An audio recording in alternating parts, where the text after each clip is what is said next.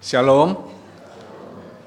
Sungguh sukacita, bahagia bisa diberi kesempatan untuk menyampaikan firman di tempat ini ya.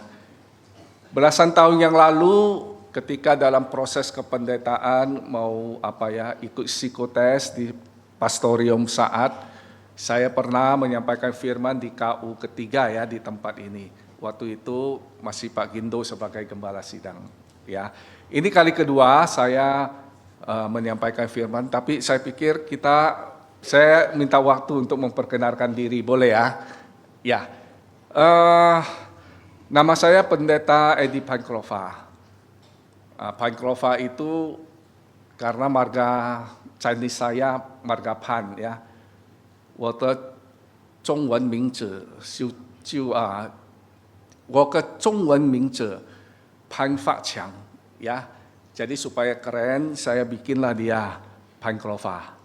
Ya, tapi sebenarnya ada baiknya juga karena almarhum Semu itu sering goda-goda saya. Dia bilang begini, ada begitu banyak nama Indonesia yang bagus-bagus ya. Kenapa kamu pilih nama Edi ya? Itu pasaran sekali katanya, mulai dari tukang bubur ayam, tukang tambar ban, sampai pejabat banyak yang namanya Edi gitu ya. Kalau bapak-bapak hari ini ada yang namanya Edi, kita senasib sepenanggungan ya. Nah, dia godain saya seperti itu, tapi saya nggak mau kalah, saya bilang, lihat dong nama belakang saya Panklova keren loh. Nggak ada di Indonesia, ya itu bercanda ya. Saya anak tunggal, papa mama sudah meninggal, almarhum istri 4 tahun yang lalu juga sudah dipanggil oleh Tuhan, kena penyakit kanker multiple myeloma. Dalam pernikahan kami 18 tahun kami tidak dianugerahkan anak. Ya, jadi saya hidup sebatang kara. Hari ini saya mau melihat orang Kristen masih punya belas kasihan enggak? Tolong jawab pertanyaan saya ini. Apakah di sini Bapak Ibu ada kelebihan cucu dan anak boleh saya minta? Nggak ada yang jawab. Ya, saya 18 tahun melayani sebagai gembala sidang di Kalam Kudus, Sorong ya, Papua Barat Daya. Kalau saudara mau ke Raja Ampat, itu harus ke kota Sorong. Saya 18 tahun di sana, baru tahun kemarin bulan Juni saya dipindah tugaskan untuk bertugas di kantor Sinode, membantu Pendeta Alipin, Ketua Sinode untuk mengurus surat-surat. Ya, saya pikir cukup ya perkenalan kita ya. Nah, hari ini saya diberi tema, berapa sih nilai Tuhan bagi kita? Atau berapa harga Tuhan di dalam hidup kita, di mata kita? Saya pikir ini satu pertanyaan yang perlu kita pertanyakan. Saya yakin sekali bahwa kita sebagai manusia sangat pintar menilai hal-hal yang lain. Ya, kita pintar menilai orang lain, baik atau buruk. Kita pintar menilai sudah berapa besar aset kita. Kita pintar menilai apakah kita orang yang sukses atau tidak gitu ya. Kita juga pintar menilai harga diri kita. Sebenarnya setinggi apa sih harga diri kita? Kita pintar. Ya itu terbukti. Misalkan kalau kita dilukai. Kita bilang kamu boleh ya 1-2 kali, jangan 3 kali pasti saya balas. Nah, kita pintar menilai harga diri kita. Tapi numpang tanya, pernahkah kita menyediakan sedikit waktu di dalam kesendirian untuk bertanya pertanyaan ini kepada diri kita sendiri? Sesungguhnya seberapa tinggi nilai atau harga Tuhan itu di mata kita? Ini penting loh. Jangan sampai kita merasa kita sudah memberi nilai dan harga yang tinggi kepada Tuhan. I love you Lord. Only you Jesus in my life. Seakan-akan, wah harga atau nilai Tuhan itu sudah tinggi di dalam hidup kita. Tapi faktanya tidak demikian. Nah saudara, mari kita bersama-sama merenungkan firman Tuhan ini. Nas yang diberikan kepada saya terambil di dalam kitab Markus pasal yang ke-14. Kitab Markus pasal yang ke-14 ayat yang ketiga sampai dengan ayat yang ke-9 dengan judul perikop Yesus diurapi. Saya akan membacakannya buat Bapak Ibu sekalian. Ketika Yesus berada di Betania di rumah Simon si kusta dan sedang duduk makan, datanglah seorang perempuan membawa suatu buli-buli pualam berisi minyak narwastu murni yang mahal harganya. Setelah dipecahkannya leher buli-buli itu, dicurahkannya minyak itu ke atas kepala Yesus. Ada orang yang menjadi gusar dan berkata seorang kepada yang lain, "Untuk apa pemborosan minyak narwastu ini? Sebab minyak ini dapat dijual 300 dinar lebih dan uangnya dapat diberikan kepada orang-orang miskin." Lalu mereka memarahi perempuan itu. Tetapi Yesus berkata, "Biarkanlah dia, mengapa kamu menyusahkan dia? Ia telah melakukan satu perbuatan yang baik padaku, karena orang-orang miskin selalu ada padamu, dan kamu dapat menolong mereka bila mana kamu menghendakinya. Tetapi aku tidak akan selalu bersama-sama kamu. Ia telah melakukan apa yang dapat dilakukannya. Tubuhku telah dimiyakinya sebagai persiapan untuk penguburanku.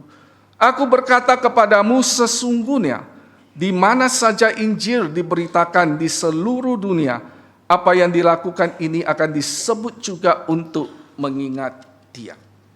Nah saudara, di dalam perikop ini, kita melihat ada satu kisah yang diberitahukan kepada kita. Bahwa ada seorang perempuan meminyaki kaki Tuhan Yesus dengan minyak narwastu yang mahal harganya. Seharga 300 dinar. Nah apa yang dilakukan wanita ini sesungguhnya bukan sesuatu yang lazim. Karena biasanya orang Yahudi membasuh kaki itu dengan air. Karena mereka tinggal di padang gurun ya, itu banyak debu. Nah biasanya kalau ada tamu datang, bertamu sebagai bentuk penghormatan, maka yang punya rumah itu akan membasuh kaki, tapi bukan dengan minyak, dengan air. Jadi ketika perempuan ini membasuh kaki Tuhan Yesus dengan minyak, ini satu perbuatan yang tidak lazim.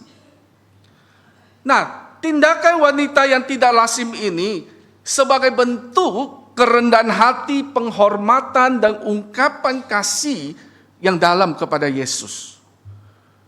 Namun kita baca di dalam perikop ini, di saat wanita ini membasuh kaki Tuhan Yesus dengan minyak yang mahal harganya itu sebagai bentuk penghormatan, menyatakan kasih yang dalam kepada Tuhan Yesus, ada orang dikatakan di ayat 4. Ada orang yang menjadi gusar dan berkata seorang kepada yang lain, "Untuk apa pemborosan minyak narwastu ini?" Ayat 5, "Sebab minyak ini dapat dijual 300 dinar lebih dan uangnya dapat diberikan kepada orang-orang miskin."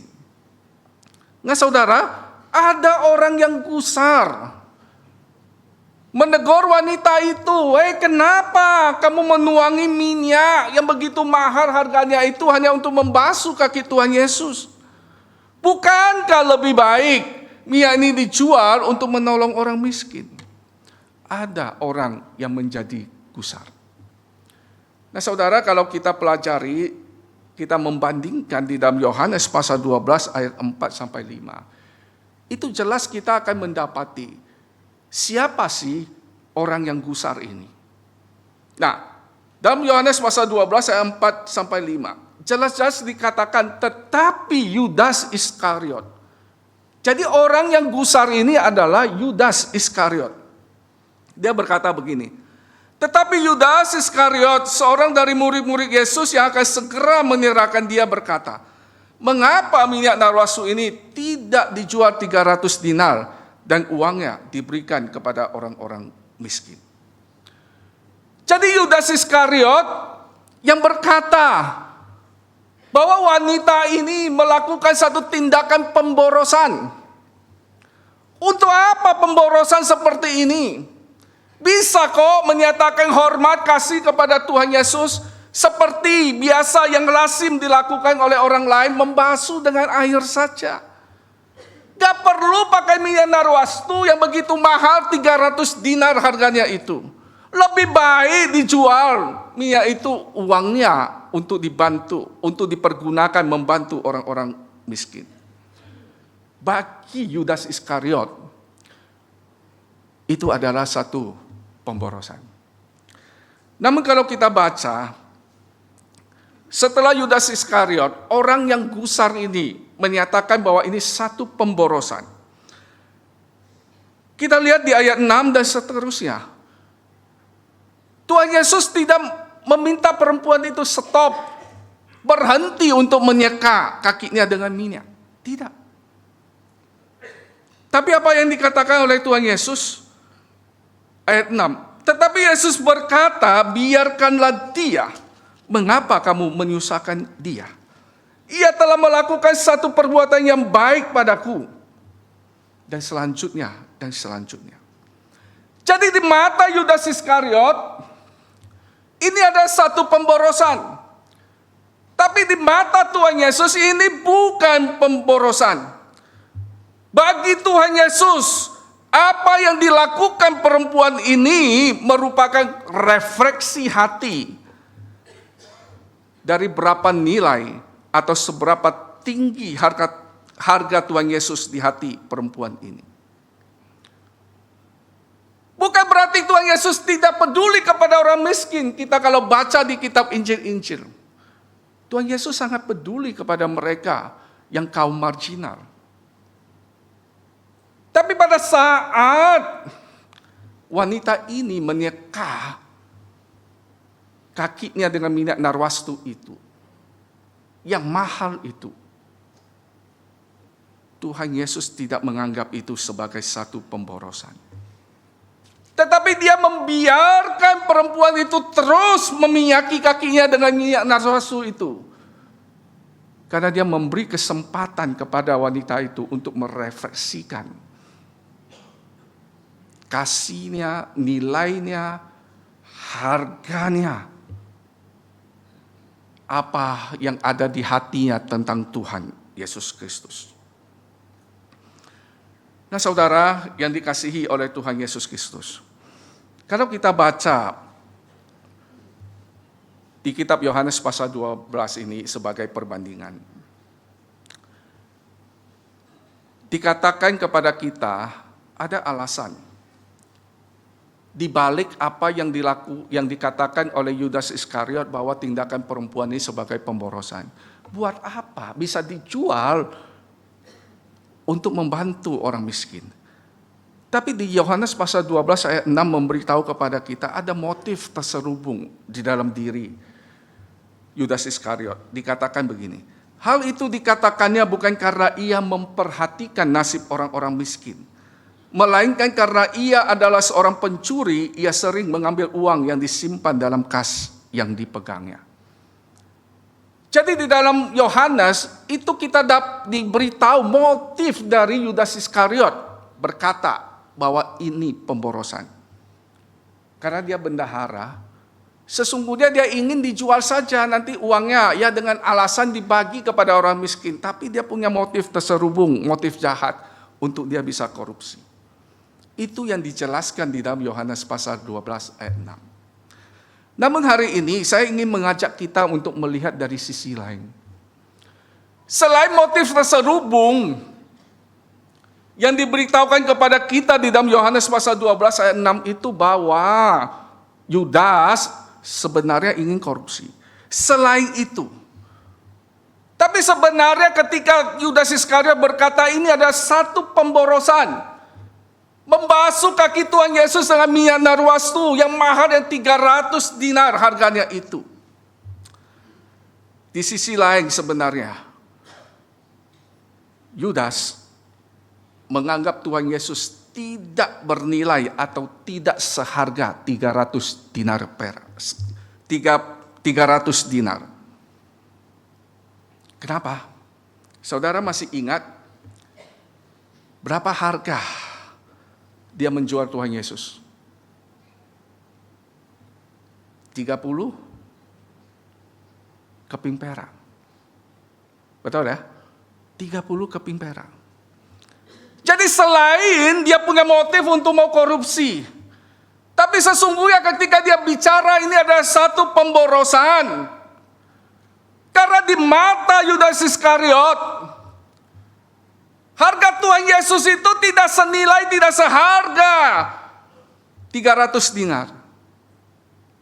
Harga Tuhan Yesus itu hanya 30 keping perak.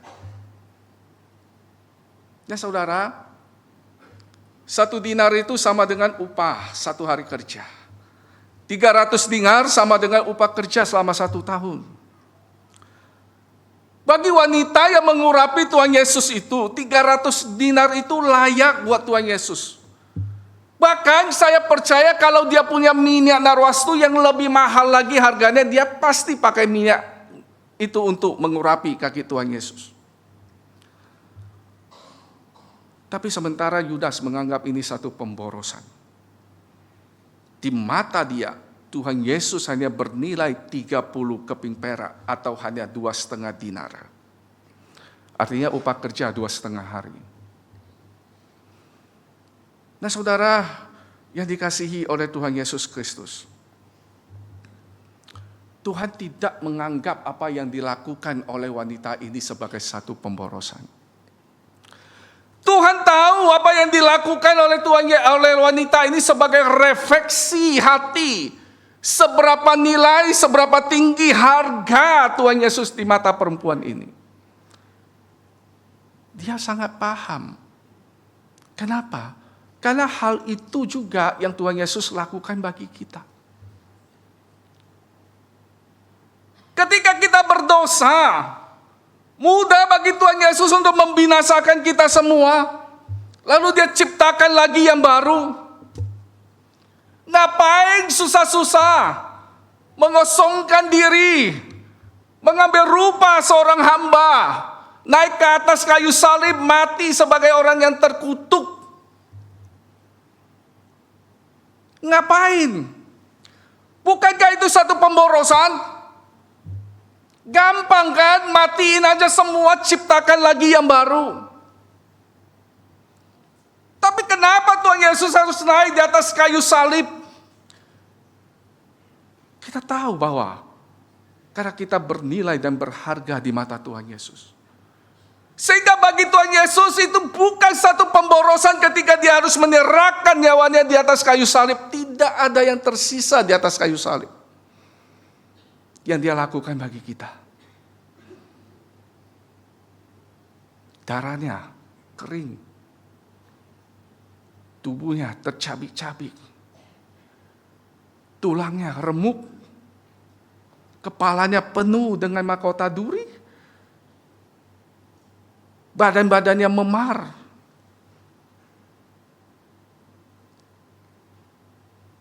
Dia paham hati dari wanita ini.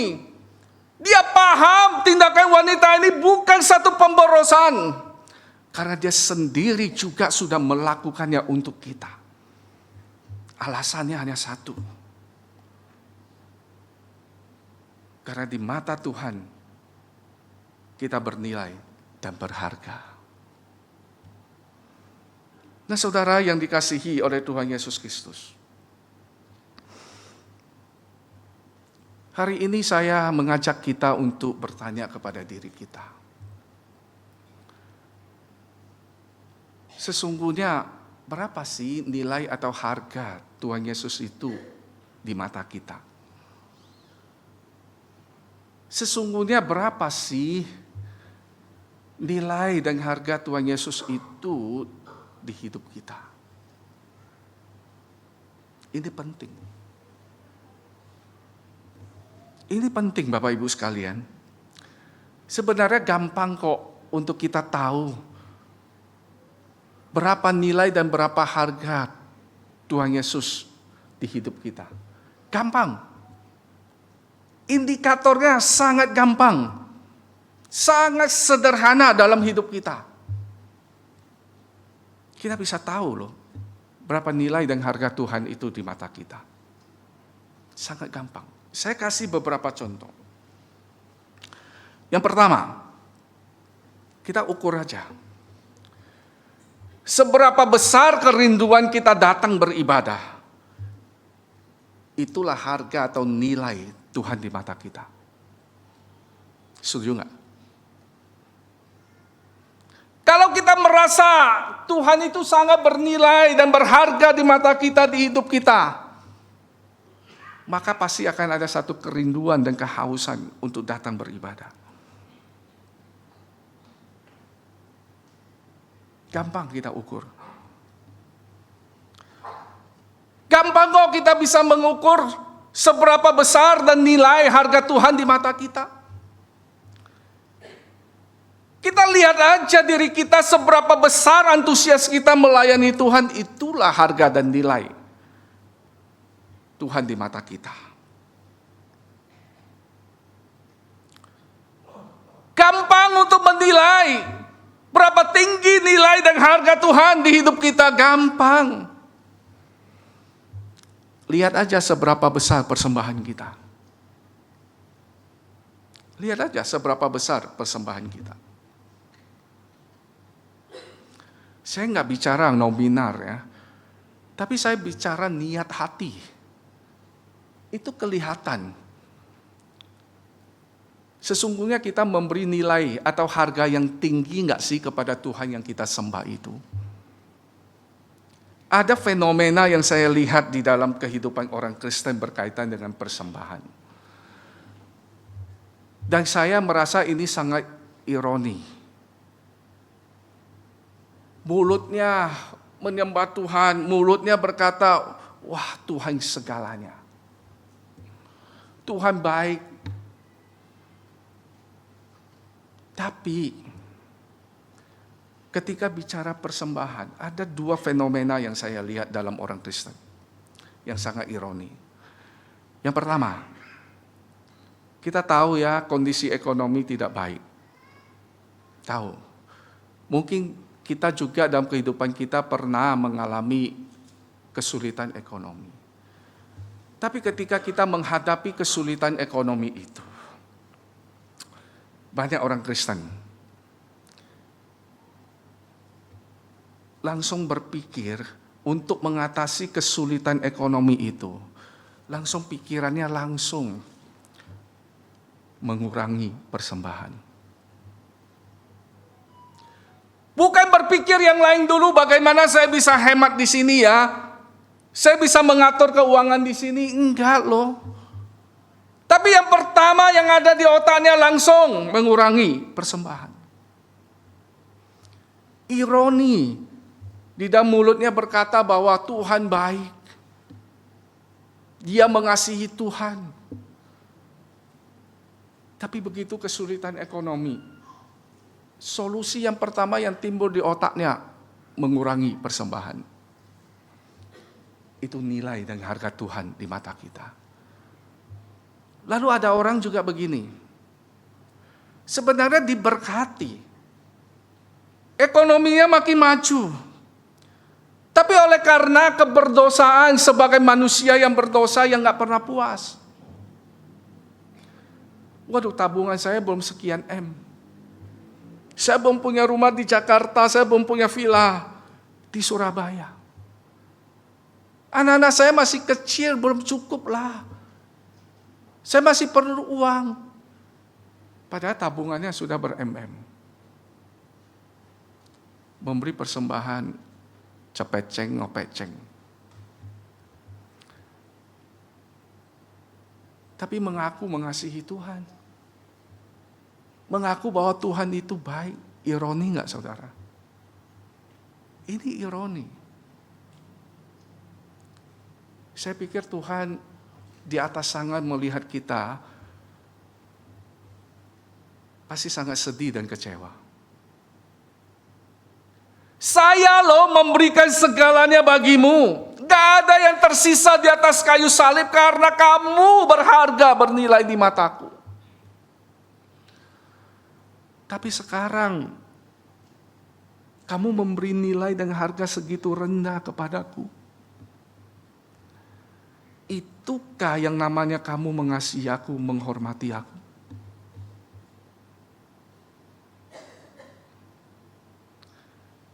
Saudara, gampang bagi kita untuk dapat melihat sebenarnya berapa nilai dan berapa harga Tuhan itu di mata kita. Gampang. Dalam kehidupan kita sehari-hari gampang kok. Seberapa besar usaha kita untuk menanggalkan kenyamanan diri kita untuk Tuhan. Itulah nilai atau harga Tuhan di mata kita. Seberapa besar hasrat kita untuk menyenangkan Tuhan, itulah nilai dan harga Tuhan di mata kita. Saya kadang-kadang sangat sedih ya mendengar ada jemaat berkata begini.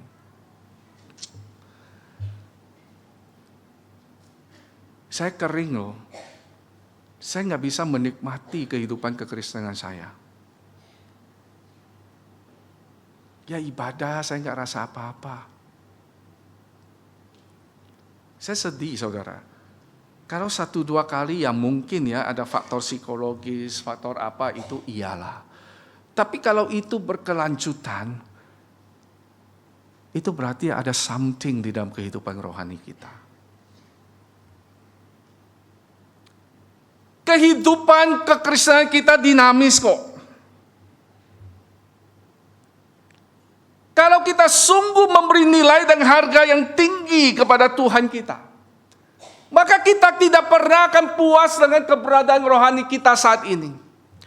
Kita akan terus berjuang untuk hidup lebih baik, lebih berkenan kepada Tuhan. Apa yang bisa saya berikan bagi Tuhan lebih, more. Kalau kita sungguh mengasihi Tuhan, pasti seperti itu. Ketika kehidupan rohani kita flat, ada sesuatu di dalam hidup kita. Dan kita harus bertanya, sebenarnya kita memberi nilai atau harga yang tinggi kepada Tuhan kita atau enggak sih?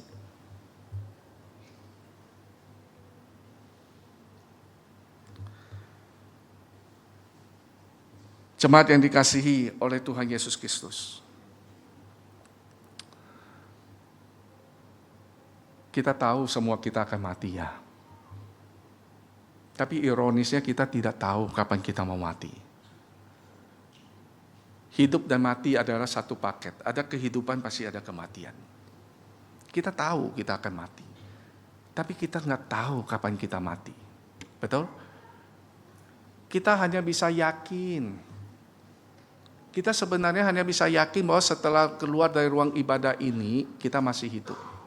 Tapi sesungguhnya kita tidak bisa memastikan keluar dari ruang ibadah ini kita masih hidup. Betul nggak? Saya bisa saja selesai khotbah jadi almarhum, bisa. Jadi saya mendorong, jadikan hidup kita ini sebagai kesempatan terakhir bagi kita. Untuk kita memberi nilai dan harga yang tinggi bagi Tuhan yang kita sembah. Sebab kita tidak tahu kapan kita mati. Setiap detik, setiap menit, setiap jam yang Tuhan anugerahkan kepada kita. Mari kita berjuang. Untuk memberi nilai yang tinggi, harga yang tinggi kepada Tuhan kita. Yang telah memberikan segalanya bagi kita di atas kayu salib.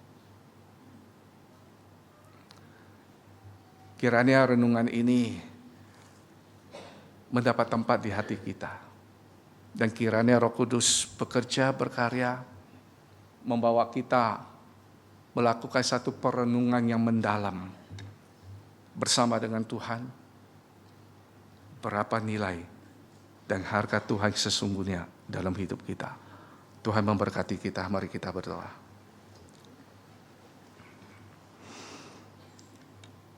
Tuhan, terima kasih untuk firman-Mu yang hari ini menggelitik hati kami. Membawa kami kepada satu pertanyaan yang sesungguhnya harus menjadi satu perenungan yang dalam hidup kami. Berapa sih nilai atau harga Tuhan bagi kita di mata kita. Tuhan tolong kami, supaya kesempatan hidup yang Tuhan berikan kepada kami, sungguh-sungguh kami dapat maknai dengan baik. Sehingga setiap hal yang kami lakukan, itu mencerminkan nilai dan harga Tuhan yang tinggi dalam hidup kami. Tuhan tolong kami. Begitu juga hamba-Mu, biarlah bukan hanya bisa berkhotbah, seperti ahli Taurat yang menaruh kuk yang berat untuk dipikul oleh jemaat-Mu. Tolong hamba-Mu juga bisa mengaplikasikan firman ini dalam kehidupan hamba. Sehingga setiap kami pada akhirnya memuliakan Tuhan. Terima kasih. Dalam nama Tuhan kami, Yesus Kristus kami berdoa. Amin.